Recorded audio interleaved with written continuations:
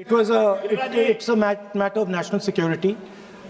Chinese troops, forces were right in front of our forces.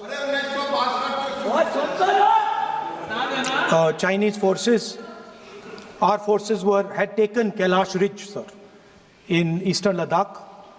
Chinese forces.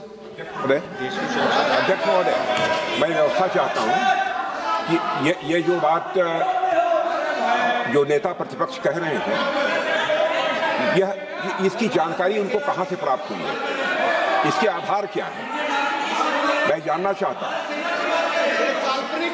यह पूरी तरह से काल्पनिक बातें हैं, यहाँ पर सदन की सुरक्षा कर पूरे सदन को गुमराह, केवल सदन को ही नहीं बल्कि सारे देश को यह गुमराह करना चाहते हैं। संसद में बोल रहे थे राहुल गांधी, तभी खड़े हुए राजनाथ और शाह।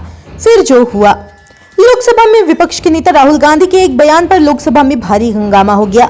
सदन में राष्ट्रपति के अभिभाषण पर धन्यवाद प्रस्ताव पर चर्चा में भाग लेते हुए राहुल गांधी ने शुरुआत चीन से की।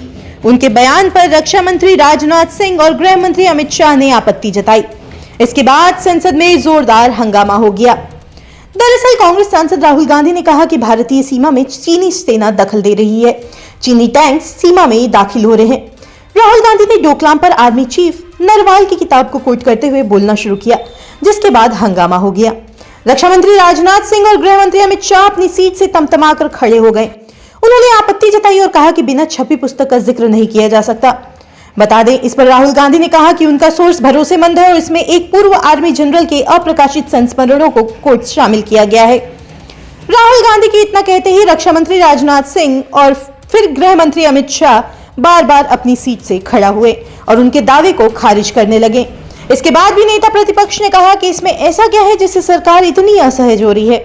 अगर सरकार डरती नहीं है तो उन्हें इसे पढ़ने की अनुमति दी जानी चाहिए। इस दौरान संसद में भारी बहस के कारण लोकसभा की कार्यवाही को 3 बजे तक के लिए स्थगित कर दिया गया है। बता चले, इस बयान के बाद सदन में सत्ता पक्ष और विपक्ष के बीच हंगामा शुरू हो गया। सपा अध्यक्ष अखिलेश यादव ने भी राहुल गांधी का पक्ष लेते हुए कहा कि नेता प्रतिपक्ष को उनकी बात कहने का पूरा हक है।